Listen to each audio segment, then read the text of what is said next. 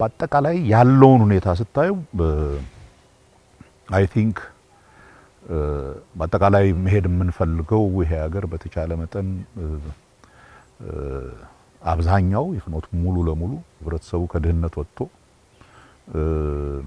የተሻለ ህይወት ማሰብ የተሻለ ህይወት ማለም የሚችልበት ሁኔታ ላይ ለማድረግ ኢኮኖሚው ሲግኒፊካንት ነው። ኢኮኖሚው እድገት ነው ይሄንን የሚያመጣው። ከኢኮኖሚው እድገት ጋር አብሮ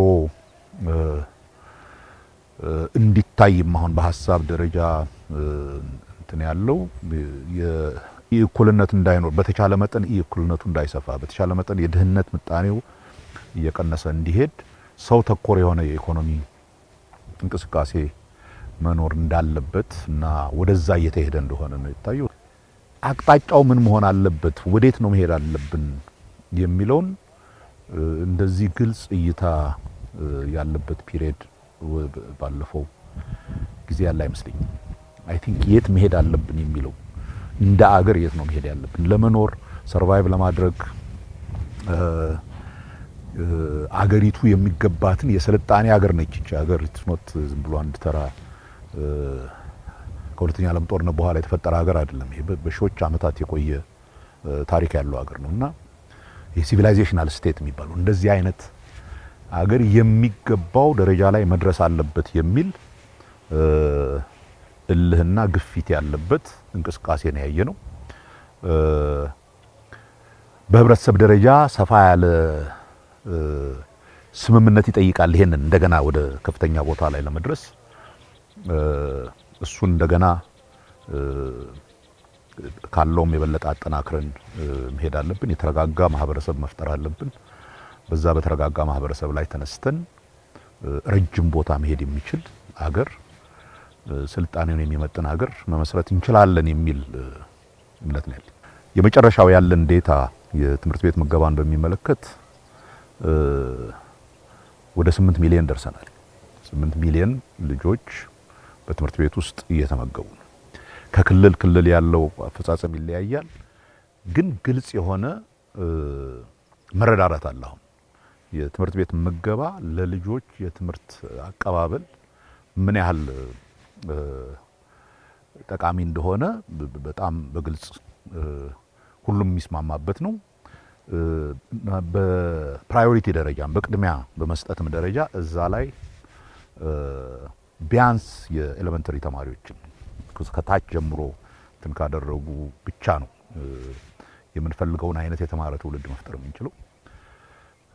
በሱ ላይ አይ ቲንክ ስምምነት አለ። ይሄን እየጨመርን እንሄዳለን። 4 ሚሊዮን 3 ሚሊዮን ምናምን ከነበረበት ነው አሁን ወደ 8 ሚሊዮን ምናምን የደረስነው እና ትልቅ ምርታ ነው፣ ግን ይቀረናል። በቅድመ መደበኛ ትምህርት የፋውንዴሽናል ለርኒንግ በሚባለው ዙሪያ ትልቅ ስራ ነው እየተሰራ ያለው። በሱም ላይ ስምምነት ነው ያለው።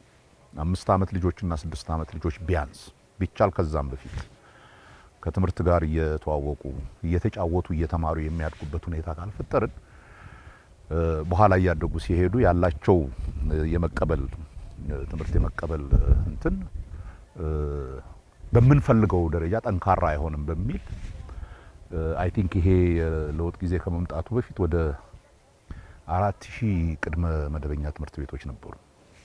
ኦልሞስት ኢንታየርሊ 100% ይባል ከተሞች ውስጥ ኦልሞስት ኢንታየርሊ የተወሰነ ሀብት ያላቸው ለዛ ከፍለው መላክ የሚችሉ ያሉበት ሁኔታ ነበር።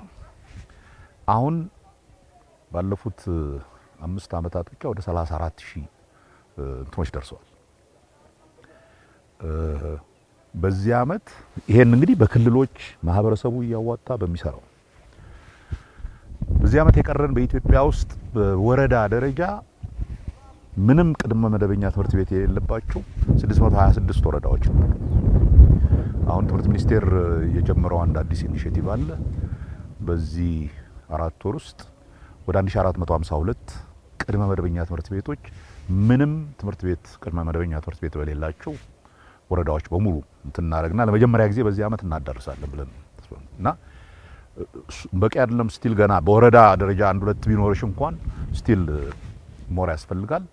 ግን በጣም ከፍተኛ ቅድሚያ ተሰጥቶት የምንሰራበት እንትን ይሄን ቅድመ መደበኛ ትምህርት በሁሉም ድሃ ሀብታም ሳይባል ከተማ ገጠር ሳይባል ሁሉም ኢትዮጵያዊ ልጅ ያድል እንዲኖረው ማድረግ በትምህርት ላይ ለምንሰራው የሚቀጥለውን ትውልድ ለመፍጠር በምንሰራው ስራ ላይ ትልቅ አስተዋጽኦ እንዳለው አውቀን ነው እየሰራን ያለነው። ይሄ አመት ለመጀመሪያ ጊዜ ይሆናል ሁሉም ወረዳ በኢትዮጵያ ውስጥ ቅድመ መደበኛ ትምህርት የሚያስጀምርበት። ባለፉት 2-3 መንግስታት ሚቲንግ በደርግ ጊዜ ከዛም በኋላ በኢህአዴግ ጊዜ በዋናነት ከዛ በፊት የነበረው ትምህርት ኤሊቲስት ነው፣ ይሄ ጥቂት ጎበዝ ልጆች ብቻ የሚማሩበት አብዛኛውን ሰው የያዘ አይደለም በሚል ዋና ትኩረት የነበረው ማስፋት ነበር፣ ትምህርት ቤቶችን ማስፋትና እሱን ስናሰፋ ጥራቱንም አብሮ ይዞ እንዲሄድ አላደረግም እና በዛ ምክንያት ጥራቱ በጣም ኮምፕሮማይዝድ ሆኖ ነበር። ጥራቱ ብቻ ሳይሆን የትምህርት ሴክተሩ ኢንቴግሪቲ ራሱ ተናግቶ ነበር።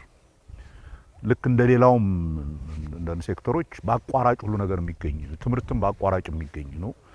ሰርቆ አልፎ ዝም ብሎ ቁጥር ትምህርት ቤቶች በመቁጠር የሚደረግ ነው የሚለው ነገር ውጤቱ በጣም መጥፎ ነው። ውጤቱ ኖት ኦንሊ ያልተማሩ ሰዎችን ወረቀት እየሰጠን ተምረዋል ምናምን የምንልበት ብቻ ሳይሆን የምናሳድጋቸው ልጆች መሰረታዊ ልማት እውቀት ሁሉም ነገር ከስራ ጋር አብሮ የሚሄድ እንጂ በአቋራጭ የሚገኝ ነገር የለም የሚለውን ነገር እንዳይዙ ነበር የሆነው እና አሁን እሱን እንዲይዙ እያደረግን ዲግሪ የምታገኘው ሰርተህ አጥንተህ አውቀህ ነው። ቢኮዝ እኛ ዲግሪ ስንሰጥ በዩኒቨርሲቲ ደረጃ ለምሳሌ ለአንድ ሰው ዲግሪ ስንሰጥ ይሄ ሰው በዚህ ትምህርት እንዲህ አይነት እውቀት እንዳለው እናረጋግጣለን ብለን ነው እንሰጥ። እሱ ደግሞ በእውነት ካላረጋገጥ ነው ዝም ብለን የውሸት ዲግሪ እያተምን ምንሰጥ ከሆነ ዘን በአጠቃላይ የህብረተሰብ እንትኑ ነው የሚናጋውና አይ ቲንክ መሰረታዊ የሆነ አንደርስታንዲንግ ላይ የተደረሰ ይመስለኛል በህብረተሰብ ደረጃ። በፊት የምናየው አይነት አሁን ለምሳሌ ፈተና ትንሽ ጠንከር ብሎ በመያዛችን የነበሩ ኢሹዎች አሁን እየቀነሱ ሄደዋል። ቤተሰብ በደንብ መረዳት ጀምሯል። ልጆቻቸው በደንብ እንዲማሩ የተማሪዎች የማጥናት እንትን በጣም ጨምሯል። ቅዳሜ አንዳንድ ቦታ እሁድንም ጨምሮ የሚያስተምሩና የሚያተጉ ትምህርት ቤቶች ተፈጥረዋል በፐብሊክ ስኩል ደረጃ። በዚህ ከቀጠልን የሚቀጥለው ትውልድ የምናስተምረው ቶታል ቁጥሩ እንኳን ፐርሰንቴጁ ያነሰ እንኳን ቢሆን ችሎታ ያለው ብቃት ያለው ይሄ እየመጣ ያለ ዓለም ብዙ ፉክክር የሚጠይቅ ዓለምን መቋቋም የሚችልና ቅድም ስለ ኢኮኖሚ ያወራ ነው ኢትዮጵያ ምን ይገባታል ያልነውን እሱን መሸከም የሚችል ትውልድ እንፈጥራለን ብለን ተስፋ የምናደርገው